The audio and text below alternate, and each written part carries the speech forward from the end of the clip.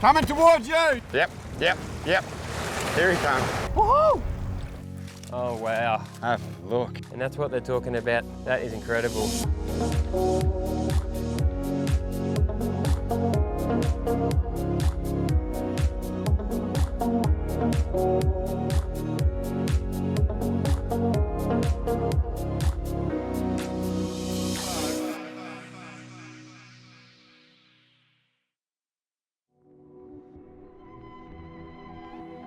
The Yungal look much further past the physical characteristics of this land. To them, it's family, it holds emotion. And as quickly as it gives, if you upset it, it can turn against you. Hostility and beauty run side by side out here. No other area in Arnhem Land personifies this more than Port Bradshaw. The white of the sands and the light blue of the water that paint this place are almost a decoy for its dangers, and none more so than the many crocodiles that roam this area. Having spent time in this land, Simo and I understand its risks and its rewards. One of those rewards is the out-of-this-world fishing, and we've been told of a beach around here that is as visually spectacular as anywhere on Earth, and it has the fishing to match. And that's why we just have to take our chances in finding and fishing the blue beach of Dhaniya. So we're heading into a really spectacularly beautiful outstation called Dhaniya. It's a really remote and small outstation. Population here varies from about 7 at the low times up to maybe 30 odd. People, Yeah. It actually is the homelands of one of the most influential Aboriginal leaders in Australia, Galero Yunupingu, so it's his hometown. But also, amongst the beauty around here is some serious dangers. It's home to some of the biggest saltwater crocodiles in the territory. And we're here to meet Eddie. Here he is. Eddie Gumbler. Eddie Gumbler, there mate he of is. mine. I used to work with Eddie. Oh, Good morning, boys. Eddie. Eddie. What's happening, mate? Good to see you, Ed. I've been hunting. We heard that there was a big burrow here last night, crocodile. Yes, Yeah, yes. been coming here for the last couple of days, someone said. Yes, it's a big track of barrel over there. You want to show us over there? Yo, Come on. Sure. croc track right here. Track, barrel's track Yo, last night? last night, and it's real big, Mm-hmm. long. So this is the barrel track. Went right up. A couple of years ago, a young boy got taken. Is that right, Ed? Yeah, that's right. The young boy was taken. There was a heap of young kids playing, and the Crocs was lying down on this water here. Just on the darker edge there? On the dark edge, yes. The tide was real high. They couldn't see the croc was inside waiting for them. So when the kids come out, try to come out, the croc got up and dragged the kids to the shore, To the shore. and then he bit this little boy and Yo. took him away. How far? Far on the river, go through the river to the mangroves. And you could see the boy in the crocodile's mouth. Mouth, yeah. And did you had no boats to chase? No boat, anything. So people were watching that happen. Watching it happen. And throwing spears. Spears, anything. Chasing out half of the in the middle of the ocean, come back. Swimming. Swimming. People were trying to swim to Swim, save yeah. the kid. Try to save this kid, but we couldn't. All his family was here. Watching. Yes, watching. Tragedy.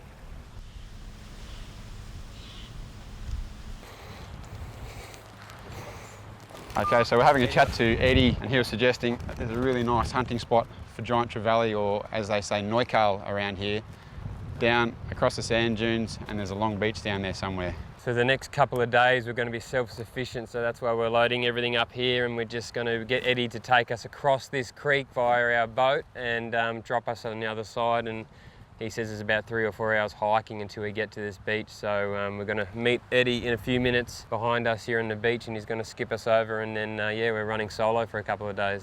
Pretty good. Yep. Boys, yes, come on, let's push this boat. Go Let's do quickly this. to the other side. Yo, jump mate. in, Ed. You jump in, buddy. Yo, We're just going down there, Ed? Is that where? That's where we're going. See that point over there? Righto. So I'll drop you over there. and then I'm gonna come back again. Simo, you got the legs for that, mate? I might need Eddie to carry me. Eddie, thank you so much. You've been so generous. Cheers, mate. Thanks again. Alrighty. See you next time, mate. Yo, okay, I'll just to remind you boys to be careful, look after for jellyfish, Yeah. crocodiles, also for buffaloes and king brown snakes. King Brown here. Okay, King Brown's around here. King browns around here. Oh, thanks for putting that in my head, Ed. Sounds lovely.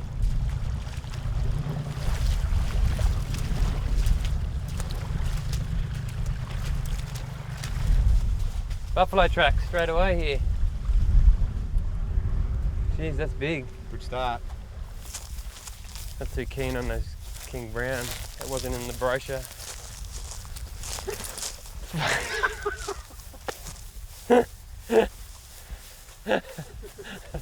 One nil.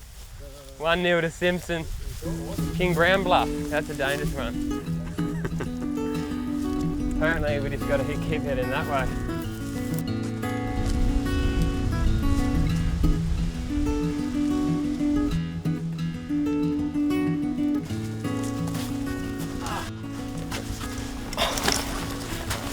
Oh, water. Yeah, this looks pretty fishable country. We need some dinner. So we're going to pull out the rods over there, eh? That looks a bit deeper on that point there. Yeah. I'll have a crack there.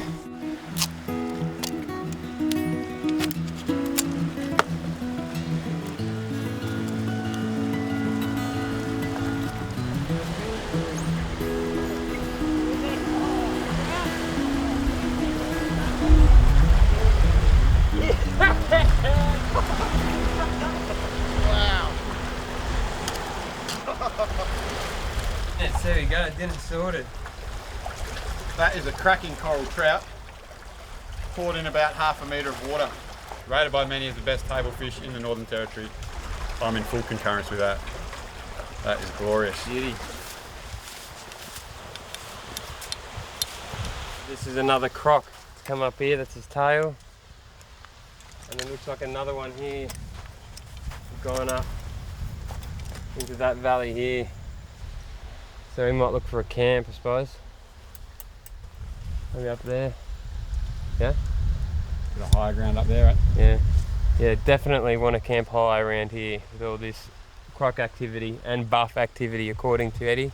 Maybe on some rock somewhere. The buffs aren't so good at going between the crevices of a rock. That's not their forte, so Yeah, King Browns. That's, I think that is the King Brown's forte, though. oh, Hartney. whoa. Hartney. There it is. There it is. The Oh. promised land. Oh, wow. Have a look. That is incredible. That is incredible. Look at that reef. Wow. Look at the fun we can have just in here, the spearing. This is incredible. Mate. And that's what they're talking about. Long Beach, that is miles of untouched white sand beach. Doesn't stop.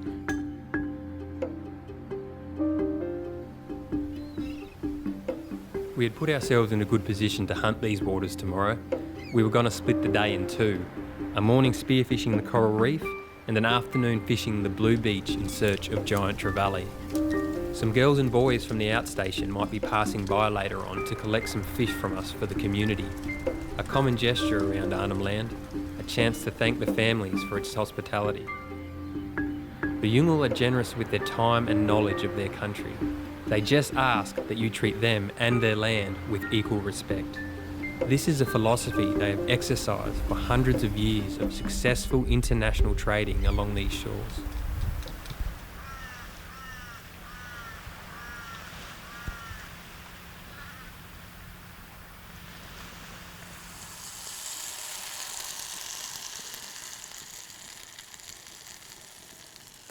Look at the colours there. Look how many fish are there.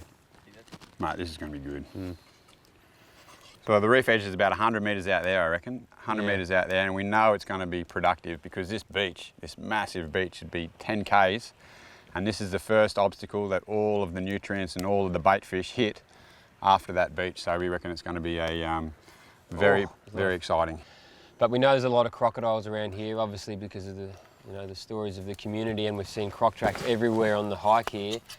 But because the water is so clear and the sand is so white and it's so shallow around here, we're going to get a fair look at any crocs before they come anywhere near us. So we're fairly confident on that front. Have a good look, Morgs. Good look for crocs before getting in. Copy that. This is going to be fun.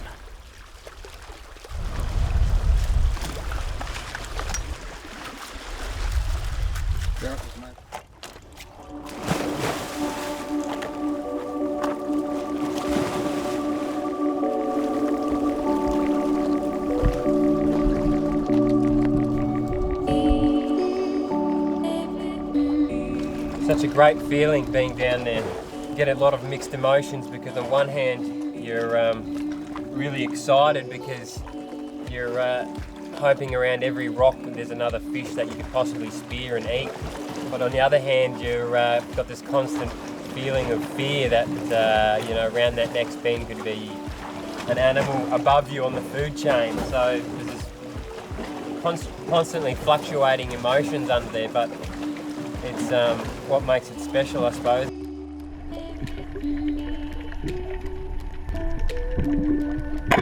We're not always down there just to kill.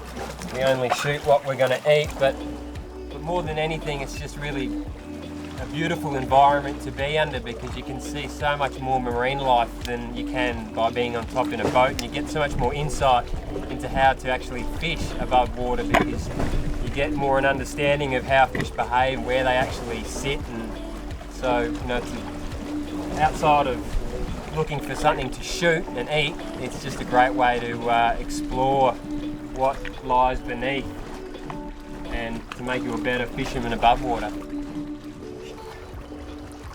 I thought I was going to be the star of the show with nailing that jack, and Simo's come up trumps. That's a little, even better eating fish. That's a little painted crayfish. Beautiful coloration on him. Not a very big one, but lovely eating. I just grabbed him with my hand. They back himself into a corner and use all these horns as defences and the big feelers to feel any prey. But once they're up in a corner and they can't go any further, you can just reach in there and grab them if you've got a good pair of gloves. That's dinner, really.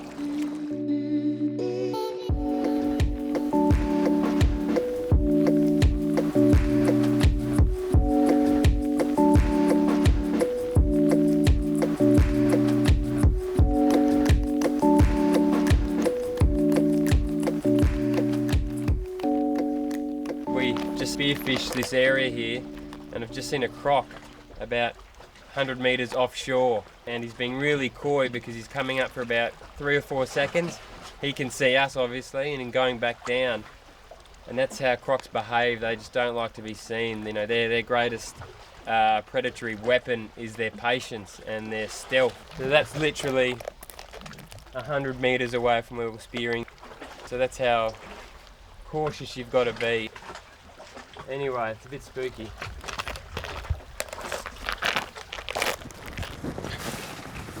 Oh wow. Have a look. That is incredible. Well, this is the beach that Eddie told us about. This is the very start of the long beach we could see from our vantage point from our camp. And this is the place that hopefully we're going to run into a few GTs. Local name is Noikal. There's actually a footy team named after the GT. That's how much they're treasured amongst the local Yungal community. And this beach looks perfect for fly fishing in particular because it's nice and shallow and the water's very clear, and perhaps we can sight fish the Trevally. I'll be using the spin gear and Morgs will be on fly. Morgs loves the challenge. So let's do it. Let's do it.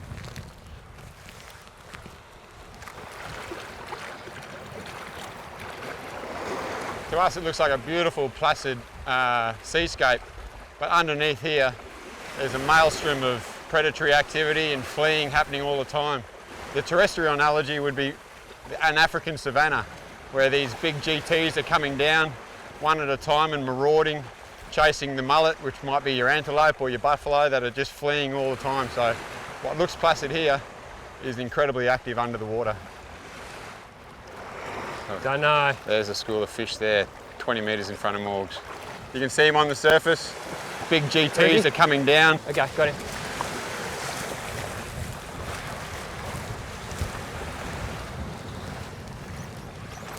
Oh, lovely Morgs, I love it. I love it. No, Yep. Here he comes. And again. go Simo. Hit him with the marabou. Oh, he's gone.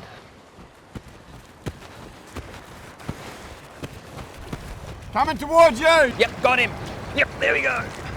Whoa, whoa, whoa, whoa, whoa, whoa. Coming in there. There he goes, there's Morgs' fish there. I lost him. Oh no.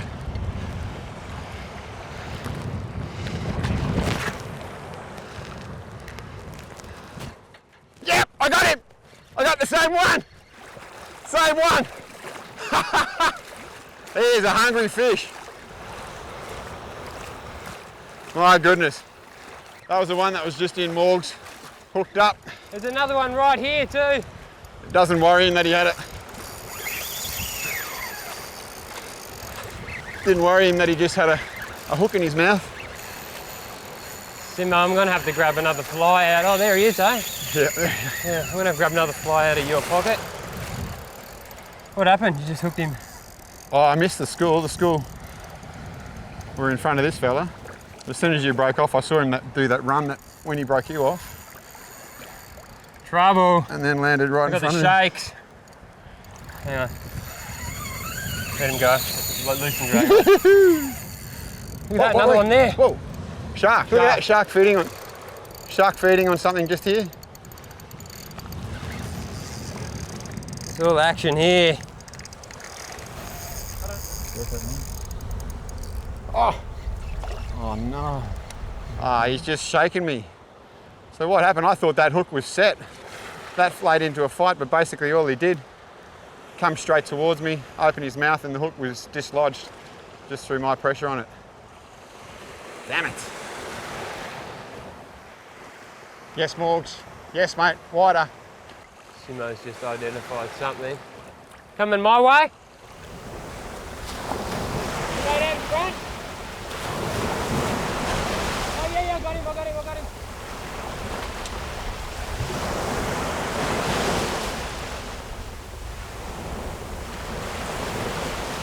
There we go. Yes, Morgs. Woohoo! Well, not huge. Here you go, Simo. I got jellyfish on my ankle over there too, Morgs. Did you? Luckily got the Yeah, luckily got the tights on. that's right. The reason why we're wearing these ridiculous tights at the moment, as you can see, is that there are jellyfish in here too.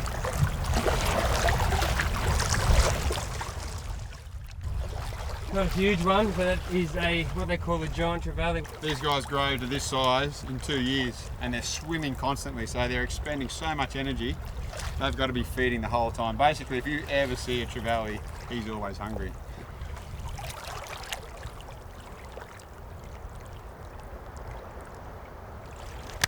Beauty.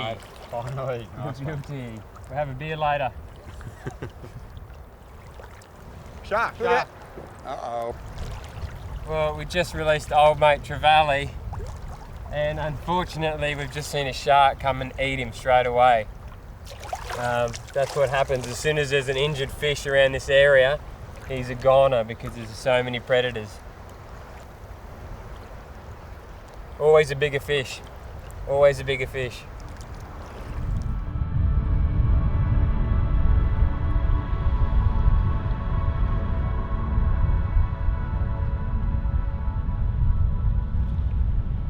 So we've just had a little front just coming along, and it's quietened the wind right down. It's been delightful. It's been blowing onshore all day, and that front has just helped us a little bit. And this is a decent Trevally. A patch of them just came through, about 10 of them, really close. And I literally just flipped my fly right in front of him, and the first one took it.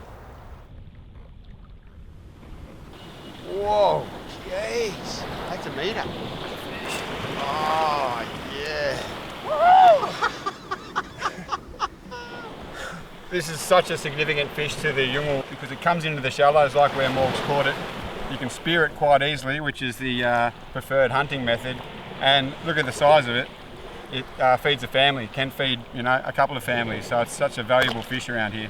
And he's given all he can to that battle. If I just released him like this, he'd just be a shark lolly, basically. So you just got to give him a bit of time to recuperate before you send him back into that pretty predatory world out there. Come on, buddy. There he goes. Well done. Make up for it. Choc I top. salute you, sir.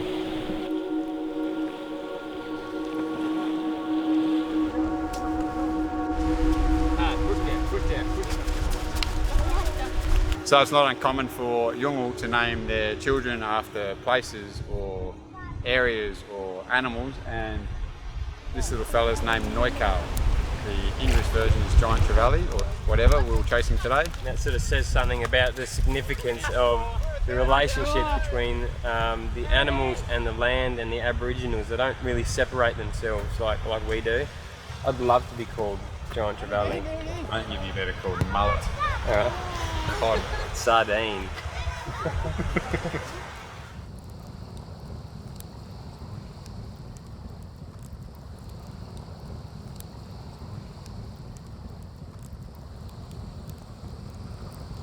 There are hundreds of different ways you can cook crayfish, but the simplest way is to just knock halves of them. The easiest way to do that is just grab their head, and it's just a simple twist of that, and you pull them out like that. And that should take the meat out of them. Cut down, cut down, cut down, and if you've got a finer knife, which I do happen to have on this little guy, you can just sort of neatly slice down the middle like that. And there you go, you got a lovely half tail of crayfish. Anyway, let's eat. But I might just lose my mind on my shirt.